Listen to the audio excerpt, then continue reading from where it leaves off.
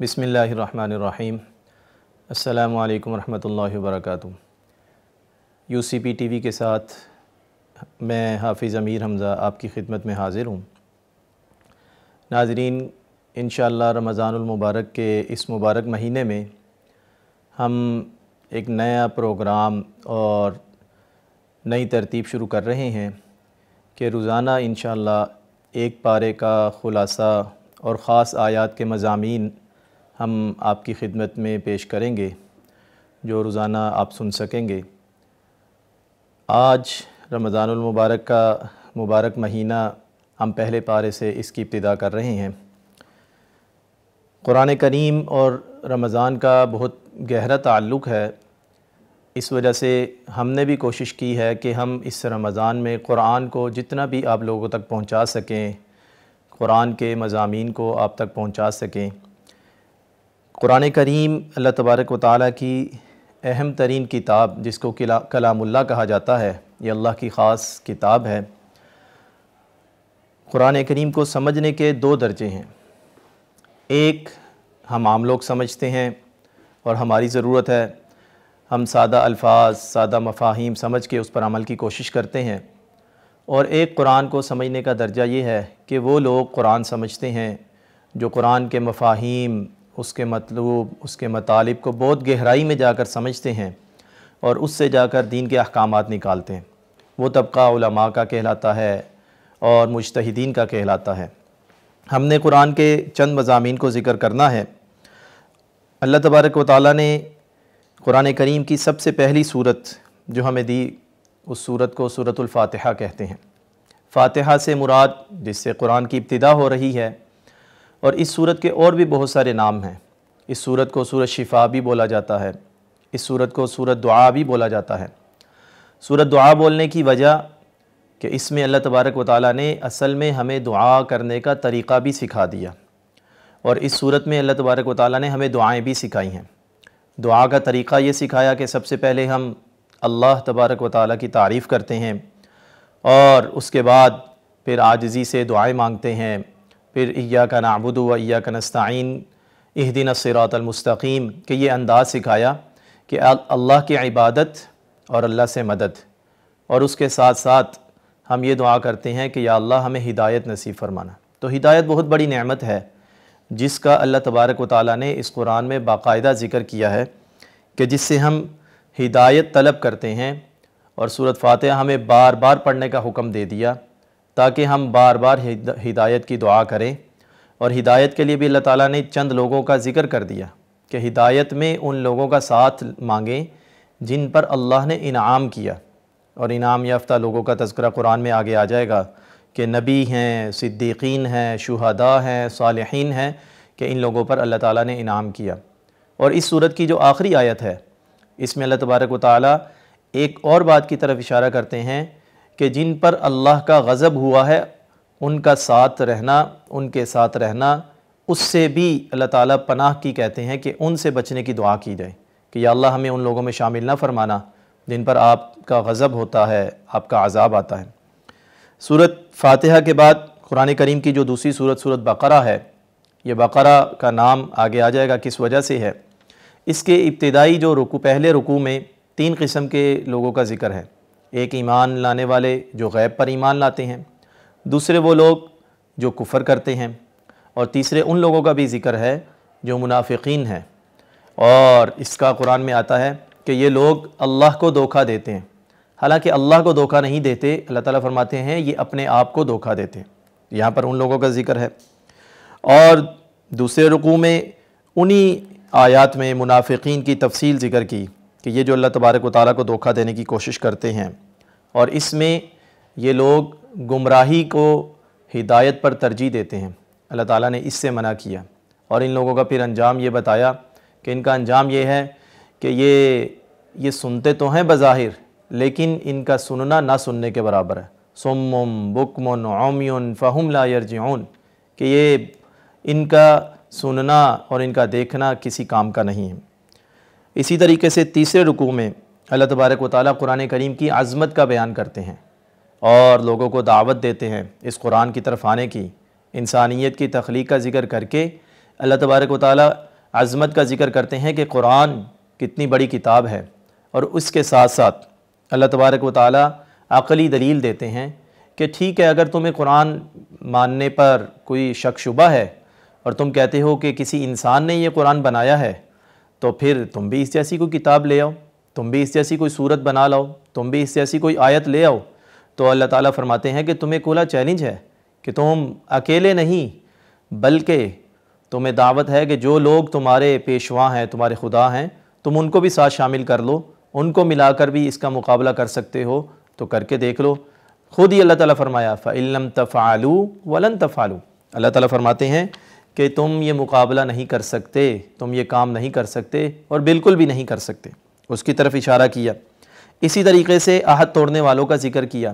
کہ جو لوگ عہد توڑتے ہیں، الذین ینقضون عہد اللہ، کہ اللہ سے وعدہ کر کے اس کو توڑ دیتے ہیں، تو ظاہری سی بات ہے ہم نے اللہ سے کیا وعدے کیے ہیں؟ اللہ سے وعدے اللہ کی بات ماننے کے کیے ہیں، اللہ کے نبی صلی اللہ علیہ وسلم پر ایمان لانے کے وعدے کیے ہیں، ان کا ذکر ہوتا ہے کہ یہ وعدہ توڑنے والے، ان سے بچنے کا حکم دیا، اور یہ فرمایا کہ یہ اصل میں فساد پھیلانے والے لوگ ہیں کہ جو وعدوں کو توڑتے ہیں در حقیقت وہ زمین میں فساد پھیلاتے ہیں۔ اسی طریقے سے جو چوتھا رکوع شروع ہو رہا ہے اس میں قرآن کا خاص فلسفہ ذکر کیا اور اس میں انسانیت کا ذکر کیا کہ اللہ تعالیٰ نے انسان کو اپنا نائب بنایا اور اس کو ذمہ داریاں دی، اس کی ذمہ داریوں کا ذکر کیا۔ پھر اس رکوع میں ابلیس کا ذکر کیا اور شیطان کا تذکرہ کیا، اس کے واقعات ذکر کیے۔ اسی طریقے سے پانچواں رکوع میں بنی اسرائیل کی ذمہ داریوں کا ذکر کیا کہ اللہ تعالیٰ نے بنی اسرائیل کا تذکرہ کیا اور ان پر کیا کیا ذمہ داریاں آئیں، اللہ تبارک و تعالیٰ نے ان کا ذکر کیا، اور ان کی ذمہ داریوں کے ساتھ ساتھ یہ کہا کہ ان میں خرابی کیا تھی،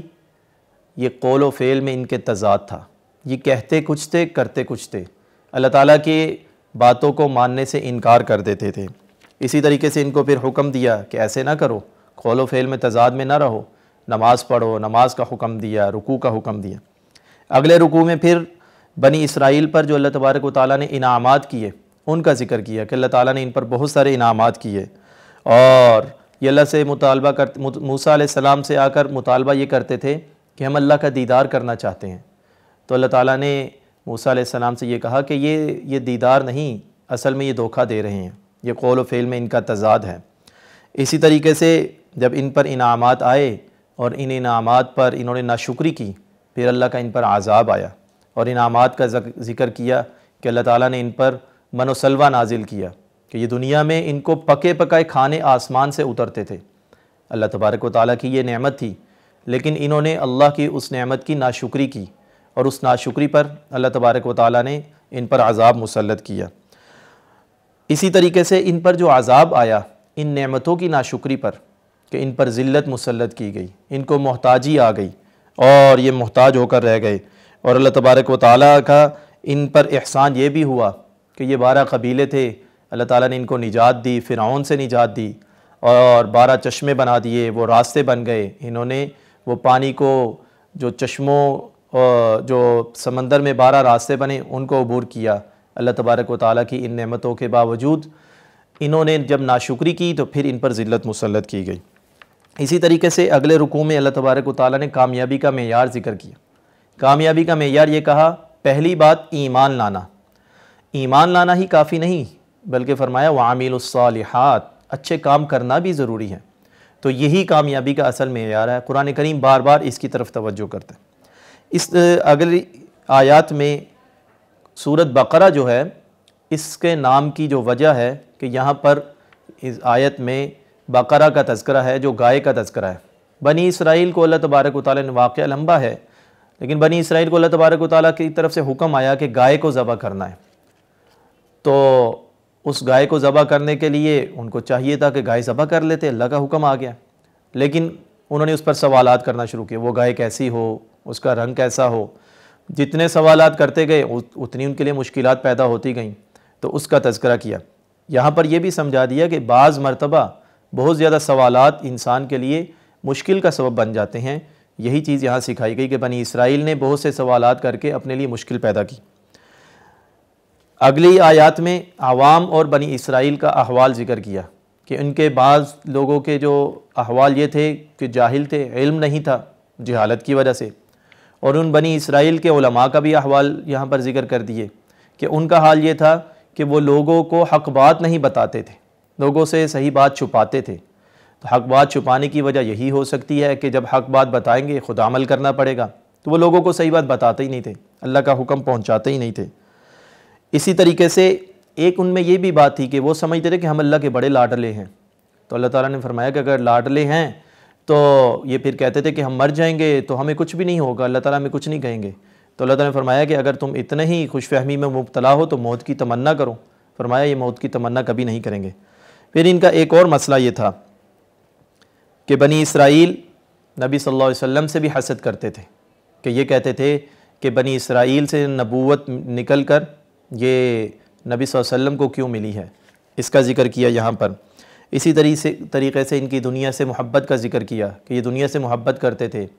اس کا اللہ تعالیٰ نے فرمایا کہ دنیا کی محبت اصل نہیں ہے، اصل آخرت کی فکر ہے۔ اسی طرح یہ جبرائیل علیہ السلام کے بارے میں کہتے تھے کہ نعوذ باللہ جبرائیل علیہ السلام غلطی سے جو ہے وہ وحی حضور صلی اللہ علیہ وسلم کے پاس لے کر آ گئے، تو اس کا کہا کہ جبرائیل علیہ السلام اپنی مرضی سے تھوڑی آتے ہیں، جبرائیل علیہ السلام تو اللہ کے حکم سے آتے ہیں، یہاں پر اس کا جواب دے دیا گیا۔ اسی طریقے سے یہاں پر اگلی آیات میں یہ کہا کہ اللہ تبارک و تعالیٰ نے تورات کو کیوں منسوخ کیا، اب کیوں حکم دیا قرآن پر عمل کریں، تو اللہ تعالیٰ نے یہ فرمایا کہ تورات ہو یا کوئی بھی حکم ہو، جو حکم دیتا ہے وہی حکم کو منسوخ کرتا ہے۔ تو اللہ تعالیٰ نے پہلے قرآن سے پہلے تورات کو نازل کیا، اس کی پیروی کرنے کا حکم دیا، اب اللہ تبارک و تعالیٰ نے قرآن کی پیروی کرنے کا حکم دیا۔ اسی طریقے سے اگلی آیات میں یہودیوں اور عیسائیوں کے متعلق ایک اصول بتا دیا کہ یہ مسلمانوں سے کبھی راضی نہیں ہو سکتے، تو یہ مسلمانوں سے راضی پھر کیسے ہوں گے؟ فرمایا کہ یہ مسلمانوں سے تب ہی راضی ہوں گے جب مسلمان اپنا ایمان چھوڑ دیں گے اور یا عیسائی بن جائیں گے یا یہودی بن جائیں گے۔ تو مسلمانوں کو کہا کہ ان کو راضی کرنے کے چکروں میں نہ رہیں بلکہ اپنے رب کو راضی کرنے کی کوشش کرتے رہیں۔ اور اگلی آیات جو اس پارے کے آخری جو 2 رکوع ہیں ان میں سے جو سیکنڈ لاسٹ رکوع، اس میں ابراہیم علیہ السلام کا بہت تفصیل سے ذکر ہے۔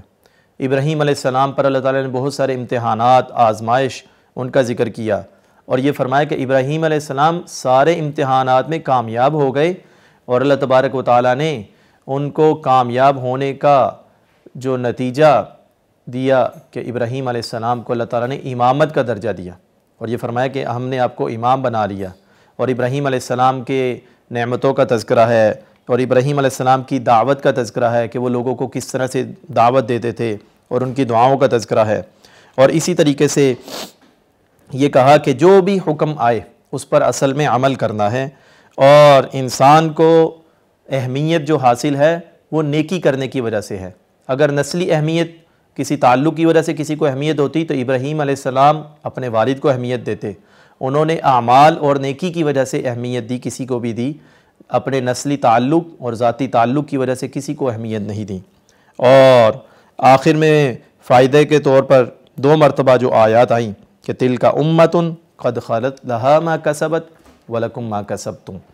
کہ اللہ تعالیٰ فرماتے ہیں کہ جو کچھ تم کرو گے وہ تمہارے لیے، اور جو کچھ ہم کریں گے وہ ہمارے لیے۔ اور اللہ تبارک و تعالیٰ کسی سے یہ نہیں پوچھیں گے کہ کسی نے کیا سوال، کسی سے کوئی سوال ایسا نہیں کیا جائے گا کہ کس نے کیا کام کیا، بلکہ یہ پوچھا جائے گا تو نے کیا کام کیا، تو اپنے عمل کا سوال ہوگا۔ تو یہ آج کا جو ہمارا پارہ پہلا تھا، اس کے کچھ اہم مضامین ہم نے ذکر کیے۔ آج کے لیے ہمیں اجازت دیجیے، انشاءاللہ کل ہم حاضر ہوں گے دوسرے پارے کے ساتھ۔ السلام علیکم ورحمۃ اللہ۔